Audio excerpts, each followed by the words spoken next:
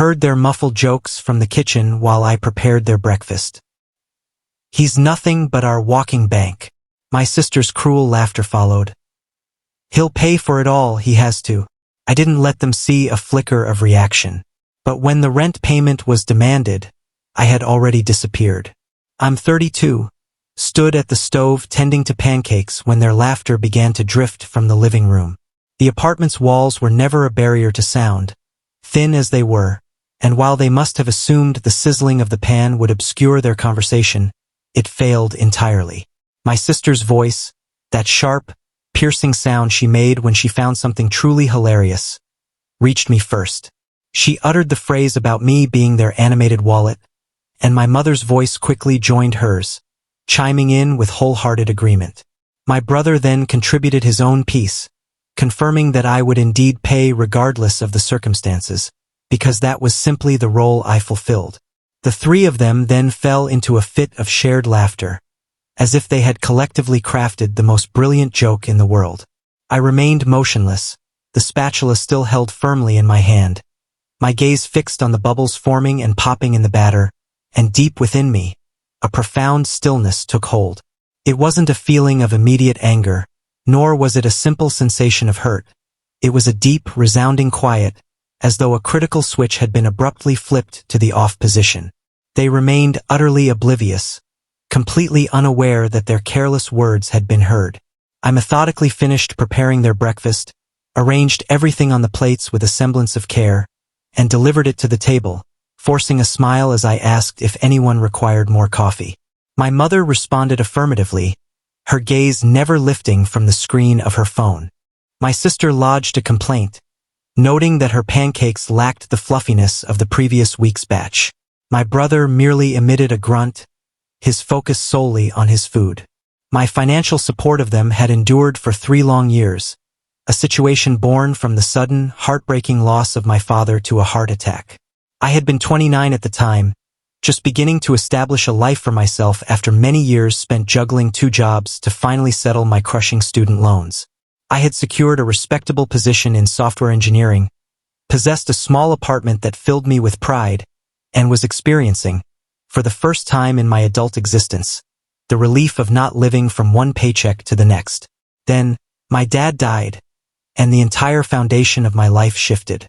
My mother found herself unable to manage the house's expenses on her own. My sister, then 26, was employed part-time in retail, a job she used primarily as a foundation for her constant complaints about life's inherent unfairness. My brother, at 34, drifted between various gig jobs, always armed with a ready excuse for his inability to maintain steady, long-term employment. Not one of them possessed any savings. Not one of them held any concrete plans for the future. I was cast in the role of the responsible one, the son with the stable career and the sensible mind. So, quite naturally, I was transformed into their collective solution. I liquidated my own apartment, the sanctuary I had built, and relocated everyone into a significantly larger rental property, one that was more conveniently located near my office. The monthly rent was nearly double what I had been accustomed to paying, but the residence offered sufficient space for the 4 of us. I convinced myself that this arrangement was merely temporary, a stopgap measure just until everyone could regain their footing. My mother was deep in grief and required time to heal. My siblings would surely find more substantial employment. We would navigate this difficult chapter together. 3 years later, absolutely nothing had altered, with the stark exception of my dwindling bank account balance. My mother had not made a single inquiry into finding work. Her days were filled with watching television and enjoying lunches with her friends, all financed by my credit card. When I once timidly suggested she might explore a part-time role, even just to remain active, she gazed at me as if I had proposed she undertake an impossible, torturous feat. She was quick to remind me that she had successfully raised 3 children and had toiled diligently her entire life. Did she not, she argued, deserve a period of rest now? My father, she insisted, would have demanded that she be cared for. My sister eventually departed from her retail job, citing a manager who was allegedly mean. She then embarked on a series of online courses that never seemed to culminate in any tangible skill or career. She would speak grandly of becoming a social media influencer or launching an online boutique, yet none of these aspirations ever progressed beyond elaborate shopping excursions, for which she required new clothing to create content. The funding for this content, of course, fell to me. My brother, however, represented the most frustrating case. He would secure employment for a few months, accumulate no savings whatsoever, and then abruptly quit, claiming the job was unfulfilling or that his superiors failed to appreciate his talents. He would then spend weeks immersed in video games and ordering expensive takeout, all while assuring us he was networking and actively seeking the right opportunity. That perfect opportunity remained elusive, but the takeout bills arrived with unfailing regularity. And I bore the cost of everything. The rent, the utilities, the groceries, the insurance, the car payments, the phone bills, the numerous streaming services, my sister's vague online courses, my brother's so-called networking dinners, my mother's leisurely lunches with friends, all of it. I ceased purchasing anything for myself. My own wardrobe grew old and worn. I continued to drive the same battered Honda I had owned since my college days. I resorted to meal prepping the cheapest possible lunches and began declining social invitations, as I could no longer afford even simple outings. Eventually, my friends stopped extending invitations after receiving a sufficient number of refusals. All the while, my family resided in complete comfort. My sister received regular manicures. My brother acquired the latest gaming console. My mother even found the funds to redecorate her bedroom on 2 separate occasions. I repeatedly told myself I was fulfilling the duty of a good son and a good brother. Family, I reasoned, takes care of family. This is precisely what Dad would have wanted. But standing there in that kitchen, the spatula still in my grasp, and hearing their unfettered laughter about my status as a wallet with legs, something inside me finally crystallized. It became inescapably clear that they did not perceive me as family. They perceived me as an automated teller machine. I completed the breakfast service in a profound silence while they remained absorbed, scrolling mindlessly through their phones. My sister casually asked if I could transfer her money for a concert ticket. My brother then mentioned that his car was in need of new tires. My mother followed, announcing that her book club was planning an outing to a fancy restaurant the following week, and she would consequently require a new outfit. I replied sure to every single request, my voice even and detached. Immediately afterward, I retreated to my room and began to formulate a plan. The rent was due, as always, on the 1st of the month. Today was the 18th. This granted me roughly 2 weeks. I opened my laptop and commenced the creation of meticulous lists. First, I located a small studio apartment situated across town. The building itself was older, devoid of any modern frills, but it was clean and, more importantly, affordable. The rent was a mere third of the exorbitant amount I was currently paying. I possessed enough to cover the first month, the last month, and the security deposit immediately. I completed and submitted the application that very night. Next, I undertook a scrupulous review of my finances. I had been the sole name on the lease since our initial move-in. The utilities were registered in my name, as were the internet, the insurance. Every single bill was tied directly to me. My family had contributed nothing in writing, nothing traceable. They resided there simply because I had permitted it. I examined my savings account and a wave of nausea washed over me. 3 years prior, I had amassed nearly $40,000. Now, my balance stood at just under $8,000. I had incinerated $32,000 to support 3 able-bodied adults who were entirely capable of supporting themselves. The apartment application received approval within 3 days. I paid all the upfront costs and collected the keys. Then, I began the process of moving my things. It was not a single, obvious exodus, but a clandestine operation. I worked from home twice a week, and I utilized those days to pack a box or 2 of my most important items, loading them discreetly into the trunk of my car. My documents, cherished photographs, my father's watch that he had bequeathed to me, my clothes, my books, my laptop accessories. Anything that held true value. My family remained blissfully unaware. They were far too engrossed in maintaining their comfortable, insulated bubble. I opened a new bank account with an entirely different institution and arranged for my paychecks to be redirected there. I proceeded to close the old account, the one my family was aware of, the one they had guilt-tripped me into granting them access to for so-called emergencies. When I inspected the transaction history one final time, I discovered multiple transfers that I had never authorized. My sister taking money for her shopping sprees, my brother pulling cash for his bar tabs, my mother treating it as her own personal fund.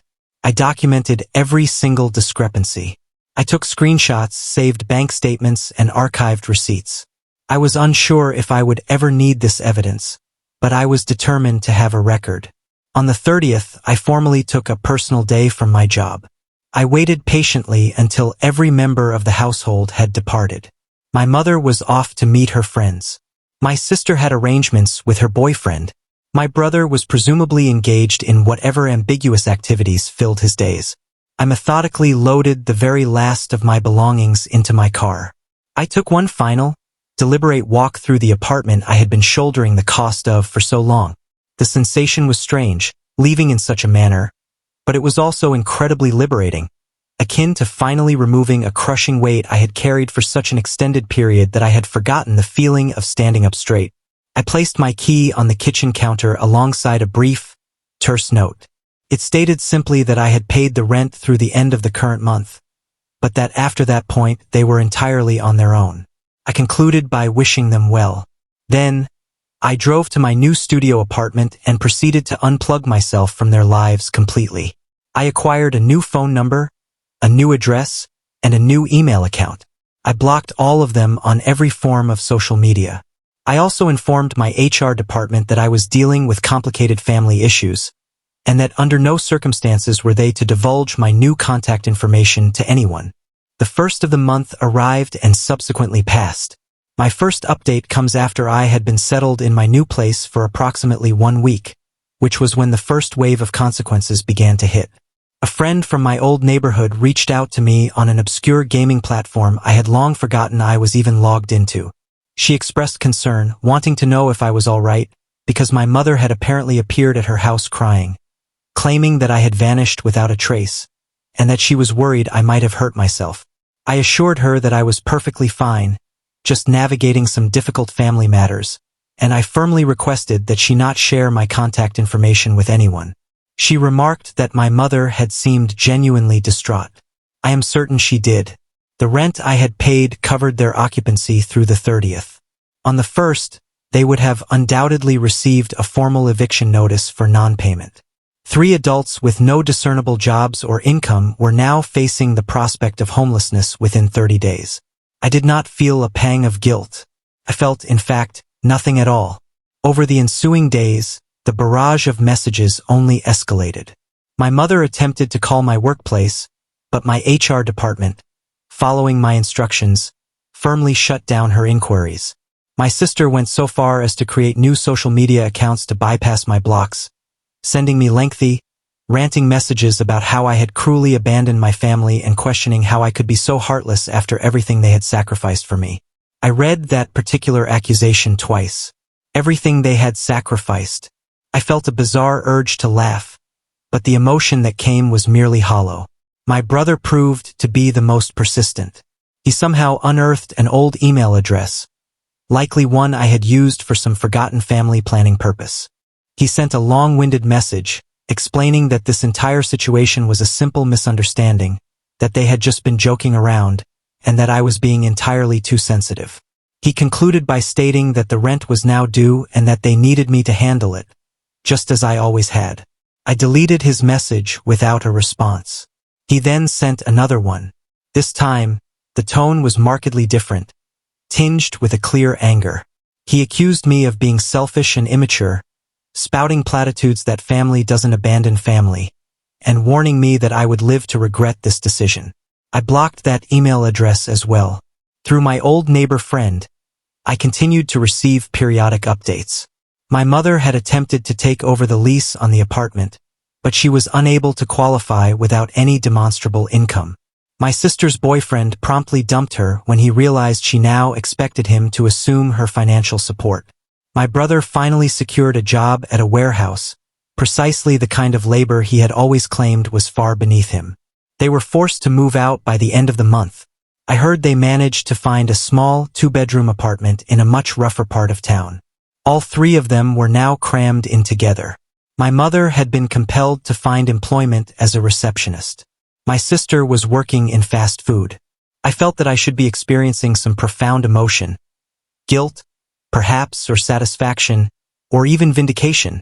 Just something. Instead, I simply felt an overwhelming tiredness. It was around this time that I began therapy. My therapist inquired why I had allowed the situation to persist for such a long time. I found I did not have a coherent answer. Perhaps it was a fear of being alone. Perhaps it was a fear of being cast as the bad guy. Perhaps it was a deep-seated fear that if I stopped taking care of them, it would mean that I was, in fact, the kind of person who abandons his family, just as they were now proclaiming me to be. My therapist patiently pointed out that taking care of oneself is not an act of abandonment. She explained that setting necessary boundaries is not an act of cruelty. She gently reminded me that people who genuinely love you do not treat you like a wallet with legs. That phrase continued to haunt me. A wallet with legs. This is my second update. 3 months after my departure, my mother appeared unannounced at my office. I still do not know how she located it. I had been so careful, but she always possessed a tenacious resourcefulness when she desired something. Security phoned up to my desk, informing me that someone claiming to be my mother was in the lobby and was adamantly demanding to see me. I descended to meet her, knowing full well that she would not leave otherwise and would likely create a scene. She looked strikingly different, noticeably older, thinner, and worn by a deep fatigue. Her hair was not styled in the meticulous way she usually kept it. She was dressed in clothing I recognized from years ago, from the time before Dad had passed away. She began speaking before I had even fully reached her. She insisted that she needed to talk to me, that this entire situation had gone on long enough, that I was her son, and that I had responsibilities to uphold. I told her, my voice flat, that I did not have anything left to say to her. It was then that she began to cry. These were real tears, the kind that visibly made the security guard standing nearby look deeply uncomfortable. She professed that she was sorry, so sorry, about what I had overheard. She claimed that they hadn't meant it the way it sounded. She insisted they were just venting, and that I had taken their words entirely out of context. I posed a simple question to her. What possible context could exist that would make calling me a wallet with legs acceptable? She had no answer for that. So, she attempted a different approach. She invoked my father, speaking at length about how he would want us all to stick together, about how family was absolutely everything to him. She accused me of dishonoring his memory by abandoning them in their time of need. That is what finally made me angry. Not numb, not quiet, but actually viscerally angry. I informed her that Dad would be ashamed of all of them. I reminded her that he had worked incredibly hard his entire life and had never once expected anyone else to carry him. He had raised us to be independent and capable, and they had collectively spat on that legacy by choosing to become willful parasites instead. She flinched as if I had physically struck her. I told her that I was not abandoning them. I was saving myself, and if she truly loved me as a son, and not merely as a source of income, she would understand that fundamental truth. Then I turned and walked away. Security politely escorted her from the building. She attempted to call my desk repeatedly for the next hour, but I was already arranging to have my number changed. I heard later, through my old neighbor, that my mother had begun telling everyone that I had become cold and cruel, that grief had irrevocably changed me, that I was no longer the son she had raised. And perhaps she was right. Maybe I wasn't that person anymore. That person had allowed himself to be used and discarded. That person had been a doormat. I had no desire to be him ever again. This is my third update. It has now been 8 months since I left. I received a promotion at work. It turns out that when you are not constantly submerged in stress about money and overwhelming family drama, you can actually dedicate focus to your career. The accompanying raise was substantial. I have directed most of it into the slow, steady process of rebuilding my savings. My studio apartment is small, but it is entirely mine. I have decorated it precisely according to my own tastes. I have purchased new clothes. I started going to the gym regularly. I have successfully reconnected with old friends, who were surprised but genuinely happy to hear from me again. I am also dating someone. She is a graphic designer whom I met at a local coffee shop.